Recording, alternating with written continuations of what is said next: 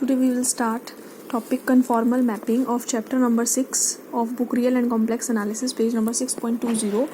So we will start with definition of conformal mapping. Suppose two curves C1 and C2 in Z plane intersect at point P at an angle alpha, and the transformation f of Z which maps C1 and C2 respectively to the curves C1 dash and C2 dash in W plane intersect at point P dash at angle alpha 2 is said to be conformal if it preserves the sense of rotation as well as magnitude of angle, that is alpha 1 is equal to alpha 2 as shown in the figure. So definition क्या है conformal mapping की? Suppose हमारे पास Z plane पे दो curves दे रखी हैं, एक curve है C1 और दूसरी कर्व है C2 जो एक दूसरे को इंटरसेक्ट कर रही हैं एट पॉइंट P, और उन दोनों के बीच में एंगल जो है वो हमारे पास अल्फा 1 है. अब हम ये जेड प्लेन की हम ट्रांसफॉर्मेशन लेके चल रहे हैं. एक एफ मैपिंग है जो जेड प्लेन को डब्ल्यू प्लेन पर मैप कर रही है. तो जितने भी पॉइंट C1 कर्व पे होंगे वो भी कहीं ना कहीं पर मैप होंगे. तो हमने सपोज कर लिया जितने भी पॉइंट C1 कर्व पे हैं उनकी जो ट्रांसफॉर्मेशन एफ लगाने के बाद वो कहाँ पर मैप हो रहे हैं? डब्ल्यू प्लेन में C1 डैश कर्व पर. जो C2 के पॉइंट्स हैं C2 कर्व पे लाई कर रहे हैं वो सारे के सारे पॉइंट्स जो हैं वो मैप हो रहे हैं C2 डैश कर्व पर. और जैसे C1 और C2 एक दूसरे को इंटरसेक्ट करें एट पॉइंट P, ऐसे C1 dash C2 dash intersect करें एट पॉइंट P डैश. और अगर इन दोनों के बीच में एंगल अल्फा 1 है तो हमने सपोज कर लिया इन दोनों के बीच में एंगल जो है C1 डैश C2 डैश के बीच में अल्फा 2 है. तो अगर ये मैपिंग F जो Z प्लेन को W प्लेन पर मैप कर रही है, इस मैपिंग को हम कन्फॉर्मल मैपिंग तब कहेंगे अगर ये जो एंगल है दोनों के बीच में अल्फा 1 और अल्फा 2 वो इक्वल हो in the sense of rotation as well as in magnitude. मतलब दोनों का मैग्नीट्यूड तो सेम होना ही चाहिए और दोनों की सेंस भी सेम होनी चाहिए. अगर एक क्लॉकवाइज है और दूसरा भी क्लॉकवाइज है तो यानी दोनों की सेंस सेम है, या दोनों क्लॉकवाइज हो या दोनों एंटी क्लॉकवाइज हो, तब हम कहेंगे कि सेंस ऑफ रोटेशन उनकी सेम है. तो कन्फॉर्मल मैपिंग के लिए दोनों कर्व्स के बीच में जो एंगल होंगे वो एंगल सेम होने चाहिए, उनका मैग्नीट्यूड सेम होना चाहिए और उनकी डायरेक्शन यानी कि उनका एंटी क्लॉकवाइज या क्लॉकवाइज जैसी भी उनकी डायरेक्शन भी सेम होनी चाहिए.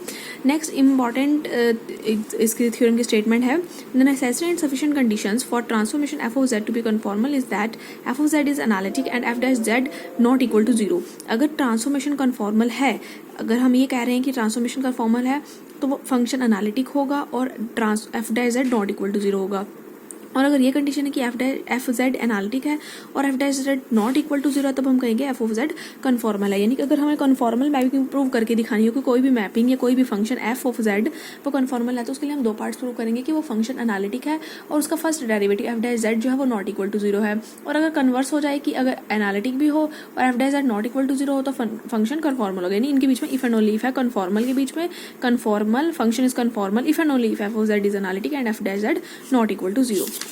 नेक्स्ट हम इसके बाद हम करेंगे पेज नंबर 6.24 पर कोफिशिएंट ऑफ मैग्निफिकेशन दे रखी है और एंगल ऑफ रोटेशन दे रखी है. अगर हमारे पास कोई भी कॉन्फॉर्मल मैपिंग दे रखी है f of z W is equal to f of z, हमें उसका निकालना है कोफिशिएंट ऑफ मैग्निफिकेशन किसी पॉइंट पर निकालना है. जैसे सपोज हमें पॉइंट दिया हुआ z is equal to alpha plus iota beta, तो हम फंक्शन का फर्स्ट डेरिवेटिव निकालते हैं, वो पॉइंट इसमें सब्सटीट्यूट करेंगे और उसका मैग्नीट्यूड ले लेंगे तो हमारा बन जाएगा कोफिशिएंट ऑफ मैग्निफिकेशन. और अगर सेकंड हमें एंगल ऑफ रोटेशन निकालना है, उसी फंक्शन का एफ ऑफ जेड का एंगल ऑफ रोटेशन निकालना है किसी पॉइंट पर, तो वही करेंगे हम. फंक्शन का फर्स्ट डेरिवेटिव लेंगे, डेरिवेटिव लेने के बाद वो पॉइंट उसमें सब्सटीट्यूट कर देंगे और सब्सटीट्यूट करने के बाद हम उसका आर्ग्यूमेंट निकालेंगे. तो जैसे अब एग्जांपल नंबर 1 है find coefficient of magnification and angle of rotation at point z is equal to iota for the transformation w is equal to z square. w is equal to z square हमारा function दे रखा है, point दिया हुआ है और coefficient of magnification और angle of rotation निकालनी है. तो अभी हमने देखा था कोफिशिएंट ऑफ मैग्निफिकेशन या एंगल ऑफ रोटेशन निकालने के लिए पहले फंक्शन का हम फर्स्ट डेरिवेटिव लेते हैं, फिर से हम वो पॉइंट सब्सटीट्यूट करते हैं. तो फंक्शन ये f of z is equal to w जो है वो जेड स्क्वायर के इक्वल दे रखा है, फंक्शन का फर्स्ट डेरिवेटिव 2z के इक्वल होगा. इसमें भैया पॉइंट पुट करेंगे, पॉइंट क्या दिया हुआ 2 प्लस आयोटा, तो ये बन जाएगा 4 plus 2 iota. Coefficient of magnification निकालने के बाद के लिए मैग्नीट्यूड निकालते हैं हम उसका, तो यानी एफ डैश 2 प्लस आयोटा का मैग्नीट्यूड निकालेंगे. तो यानी रियल पार्ट का स्क्वायर प्लस इमेजिनरी पार्ट का स्क्वायर करेंगे, 16 प्लस 4 अंडर रूट 20 के इक्वल आ जाएगा.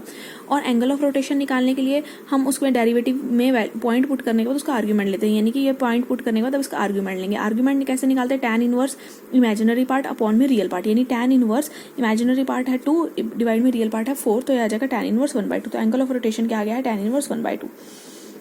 Next, example number 2, if u is equal to 2x square plus y square and v is equal to y square by x, show that curve u is equal to k1 and v is equal to k2 cut orthogonally at all points of intersection but the transformation is not conformal. हमें prove करना है ये दोनों जो points हैं जो दो curves हैं u is equal to k1 और v is equal to k2 वो एक दूसरे को ऑर्थोगोनली कट करेंगे। ऑर्थोगोनली कट करने का मतलब एक दूसरे के परपेंडिकुलर होनी चाहिए, यानी हम इस लाइन का स्लोप निकालेंगे, इस कर्व का स्लोप निकालेंगे, इसका भी स्लोप निकालेंगे।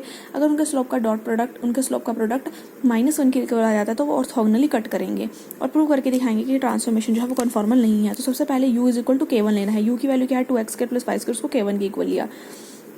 Second v is equal to k2 substitute करेंगे, मीन्स x को k2 सब्सटीट्यूट करेंगे। नेक्स्ट अब हम इसका निकालेंगे डेरिवेटिव। अब जैसे जो फर्स्ट कर्व दे रखी थी वो दे रखी थी 2x² + y² is equal to k1, तो दोनों तरफ डेरिवेटिव अगर करें तो 4x + 2y dy/dx is equal to k1 का डेरिवेटिव k1 कांस्टेंट है 0। यहाँ से dy/dx की वैल्यू आ गई -4x/2y which is equal to -2x + y। जो सेकंड कर्व थी वो थी y² x is equal to k2, यहाँ पर भी डेरिवेटिव लेंगे 2y/x, y का डेरिवेटिव लिया है तो dy/dx plus y² as it is और 1/x का डेरिवेटिव हो जाएगा -1/x, क्योंकि डेरिवेटिव हम विद रिस्पेक्ट टू x ले रहे हैं और राइट साइड पे कांस्टेंट टर्म है तो उसका डेरिवेटिव हो जाएगा 0।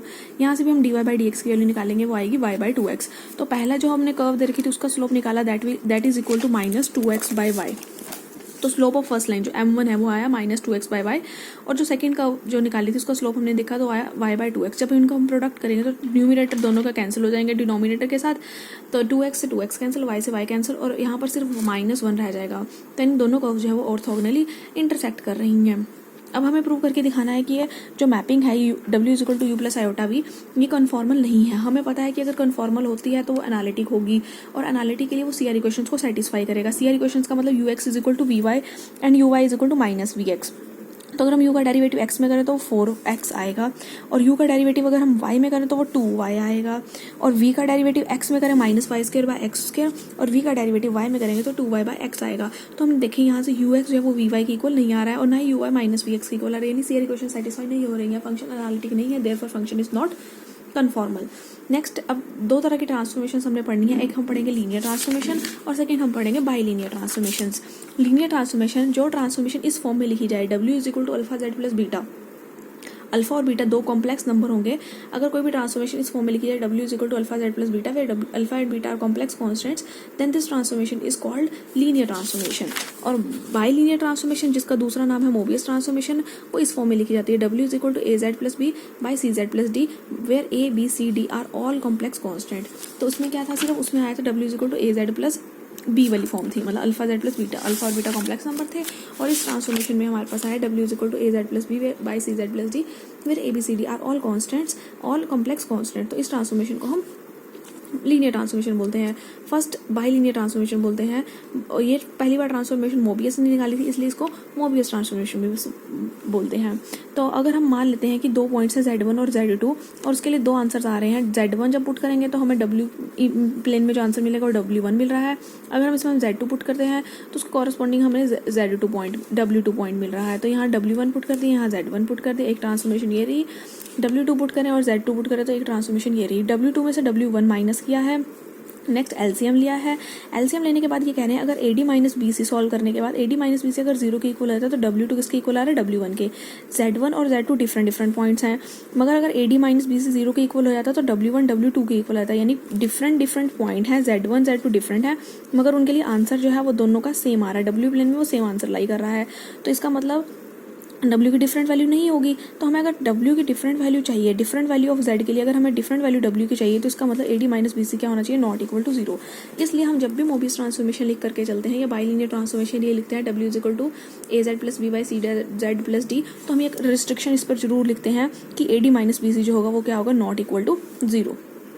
नेक्स्ट आ जाता है क्रिटिकल पॉइंट्स। क्रिटिकल पॉइंट्स कैसे निकालेंगे, सबसे पहले वही हमने ट्रांसफॉर्मेशन लिखी है w is equal to az + b by cz + d, इसको कोई हम ट्रांसफॉर्मेशन का नाम दे देते हैं tz।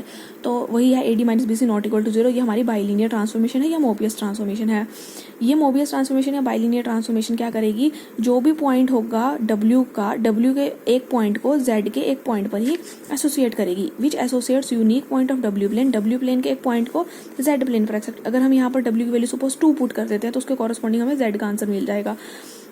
तो w के हर एक पॉइंट को z प्लेन के हर एक पॉइंट पर एसोसिएट करेगी, एक्सेप्ट अगर ये डिनोमिनेटर हो जाए 0, यानी cz + d अगर 0 हो जाए तो z की वैल्यू क्या आएगी, -d/c। तो इसका आंसर बन जाएगा इन्फिनिटी। तो यानी कि ये w के हर एक पॉइंट को z के हर एक पॉइंट पे यूनिकली मैप करवा रही है, एसोसिएट करवा रही है, सिर्फ एक पॉइंट को छोड़ के। वो कौन सा पॉइंट है, जब डिनोमिनेटर 0 हो जाए, यानी z is equal to -d/c। अब इस ट्रांसफॉर्मेशन का ये हमारे पास w is equal to A Z plus B by C Z plus d दिया हुआ था। अब हम इस ट्रांसफॉर्मेशन का लेंगे इन्वर्स। इन्वर्स कैसे लेंगे, w इज इक्वल टू जो ये a Z plus B by C Z plus d दिया हुआ है, नेक्स्ट अब हम इसको क्रॉस मल्टीप्लाई करेंगे। इसको क्रॉस मल्टीप्लाई करेंगे तो आएगा w into c Z plus d is equal to A Z plus b. Next coefficient compare करेंगे, कलेक्ट करेंगे दोनों तरफ से z के। z का कॉफिशिएंट आएगा डब्ल्यू सी और यहाँ पर आ जाएगा माइनस ए, प्लस में डब्ल्यू d plus is equal to b. इसको राइट साइड पे लेके जाएंगे, यहाँ से z की वैल्यू आ जाएगी। तो पहले हमारे पास w इज इक्वल टू ये टी जेड लिखा था is equal to A Z plus B by C Z plus d. अब हमने z की वैल्यू निकाली है, यानी हमने t का इनवर्स निकाला है। w is equal to t z था तो यहाँ से z क्या आ गया, t इनवर्स w के इक्वल निकाला है। तो यहाँ पर यही लिखा हुआ है z is equal to t inverse w is equal to जो हमने अभी फाइंड आउट किया था, ये हमारा इनवर्स ट्रांसफॉर्मेशन है। अब ये क्या करेगा, जो z प्लेन का एक पॉइंट होगा उसको w प्लेन के पॉइंट पर यूनिकली एसोसिएट करवाएगा, एक्सेप्ट अगर डिनोमिनेटर जीरो, एक्सेप्ट डिनोमिनेटर वाले पॉइंट को छोड़ के, यानी डिनोमिनेटर को अगर हम जीरो पुट करते हैं सी डब्ल्यू इज इक्वल टू ए, तो w की वैल्यू क्या आ जाएगी a बाई सी। तो जैसे वहाँ पर वो w प्लेन के एक पॉइंट पर z प्लेन के पॉइंट पर यूनिकली एसोसिएट करवा रहा था, ऐसे ये जो ट्रांसफॉर्मेशन है ये z प्लेन के पॉइंट को w प्लेन पर यूनिकली एसोसिएट करवाएगी। उसमें भी हमने कहा था एक्सेप्ट डिनोमिनेटर को छोड़ दे, और यहाँ पर भी सिमिलरली एक्सेप्ट डिनोमिनेटर। उसके बाद अगर हम इस w का डेरिवेटिव निकालें विद रिस्पेक्ट टू z, तो u बाई वी रूल लगाएंगे। डिनोमिनेटर का square, denominator as it is, numerator का डेरिवेटिव यानी ए जेड प्लस बी का डेरिवेटिव करेंगे विद रिस्पेक्ट टू z, तो वो a आएगा, minus a Z plus b denominator का डेरिवेटिव वो आ जाएगा c। इसको अगर हम सॉल्व करें तो वो इसके इक्वल आ रहा है। इसमें हम दो केस लेके चलेंगे। एक केस लेके चलेंगे कि z is equal to minus d by c, यानी डिनोमिनेटर जीरो हो जाएगा तो ये टर्म इन्फिनिटी बन जाएगी। और अगर हम z को ही इन्फिनिटी ले लें, डिनोमिनेटर अगर इन्फिनिटी हो गया तो न्यूमिनेटर क्या बन, तो पूरी टर्म ही क्या बन जाएगी, जीरो।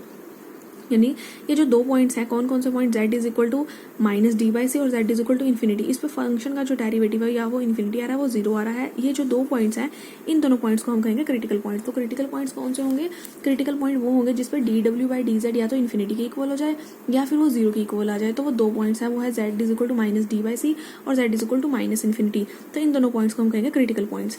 नेक्स्ट बहुत इंपॉर्टेंट आर्टिकल है फिक्स्ड पॉइंट या इनवेरिएंट पॉइंट्स का। फिक्स्ड पॉइंट या इनवेरिएंट पॉइंट कैसे निकालते हैं, जब हम और बार बार हम ये वही बार मोबियस ट्रांसफॉर्मेशन लेंगे, क्योंकि हमारे पास ये एक्सरसाइज ही मोबियस ट्रांसफॉर्मेशन की है। जो भी ट्रांसफॉर्मेशन लेनी है वो हमने मोबियस ट्रांसफॉर्मेशन लेनी है। w is equal to A Z plus B by C Z plus d. तो फिक्स्ड पॉइंट कैसे निकालते हैं, फिक्स्ड पॉइंट निकालने का मेथड होता है w को हम क्या पुट कर देते हैं, z। जब भी इनवेरिएंट पॉइंट निकालने का क्वेश्चन आए या फिक्स्ड पॉइंट को निकालने का क्वेश्चन आए तो उसमें हम w को सब्स्टिट्यूट कर देंगे z। नेक्स्ट उसको हम क्रॉस मल्टीप्लाई कर देंगे और z के कोफिशिएंट्स कलेक्ट कर लेंगे। नेक्स्ट हमने ये a x square plus b x plus c वाली फॉर्म बन गई है, तो हम इसमें हम फॉर्मूला लगाएंगे z is equal to minus b plus minus b square minus 4ac divide by 2a। तो ये हमारा फॉर्मूला बन गया minus b plus minus b square minus 4ac divide में 2a का फॉर्मूला लगाया। जो ये अंडर रूट में टर्म है इसको हम सब्स्टिट्यूट कर देते हैं d। तो अब आगे हम इसके ऊपर केस लेकर के चलेंगे कि हमारे पास इसमें 4 केसेस बनेंगे। सबसे पहले हमने इसमें क्या किया, फिक्स्ड पॉइंट निकालने के लिए w is equal to A Z plus B by C Z plus D में हमने w को सब्स्टिट्यूट किया है z। उसको z जब पुट कर दिया है, इसको जब इक्वेशन को हमने सॉल्व किया है तो हमारे पास जो इक्वेशन आई है वो आई है z is equal to A minus D plus minus under root D by 2c। और जो कैपिटल डी जो अंडर रूट के अंदर लिखा हुआ था वो था a माइनस डी का होल स्क्वायर प्लस 4bc। इसके बेस्ड हम अब 4 केसेस लेकर के चलेंगे। पहला केस क्या लेकर के चलेंगे, पहला केस लेकर के चलेंगे कि C be not equal to 0 है और D be not equal to 0 है, यानी ये C be not equal to 0 D not equal to 0। तो हमारे z की दो वैल्यूज मिलेंगी, एक बार z की वैल्यू प्लस करके मिलेगी और अगर एक बार z की वैल्यू बीच में माइनस साइन आ जाएगा तो दो वैल्यूज मिलेंगी। यानी दो वैल्यूज की क्या कौन सी वैल्यूज निकाल रहे थे, w is equal to z करके हम क्या निकाल रहे थे, हम फिक्स्ड पॉइंट्स निकाल रहे थे। तब हम कहेंगे कि अगर c नॉट इक्वल टू 0 है, d नॉट इक्वल टू 0 है, then this transformation has 2 finite fixed points. क्योंकि अगर c भी 0 नहीं है, d भी 0 नहीं है, तो हमारे पास अलग अलग डिफरेंट वैल्यूज आ जाएंगी और फाइनाइट वैल्यूज आ रही हैं, तो हम कहेंगे कि transformation has 2 finite fixed points. Next case हम लेकर के चलेंगे कि c not equal to 0 but d is equal to 0। c not equal to 0 मगर d 0 के इक्वल हो जाए, d अगर 0 होगा तो अंडर रूट वाली टर्म 0 आ गई, यानी प्लस करने पर भी 0 माइनस करने पर भी 0, यानी ये टर्म तो सेम ही रह जाएगी। तो यानी उस केस में सिर्फ हमारे पास रिपीट वैल्यू जरूर मिलेगी मगर एक ही फिक्स्ड पॉइंट मिलेगा। तब हम कहेंगे उस केस में, इस केस में जैसे 2 फाइनाइट फिक्स्ड पॉइंट मिल रहे थे, इस केस में हमारे पास सिर्फ एक और एक फाइनाइट फिक्स्ड पॉइंट मिलेगा। तो c not equal to 0 d equal to 0 वाले केस में हमारे पास सिर्फ एक फाइनाइट फिक्स्ड पॉइंट है। नेक्स्ट केस हम लेकर के चलेंगे जब c किसके इक्वल हो जाए 0 के। तो थर्ड और फोर्थ केस दोनों में ही हमने क्या लेना है, c इज इक्वल टू 0। तो अब हम यहाँ पर सबसे पहले c इज इक्वल टू 0 इसमें लेंगे।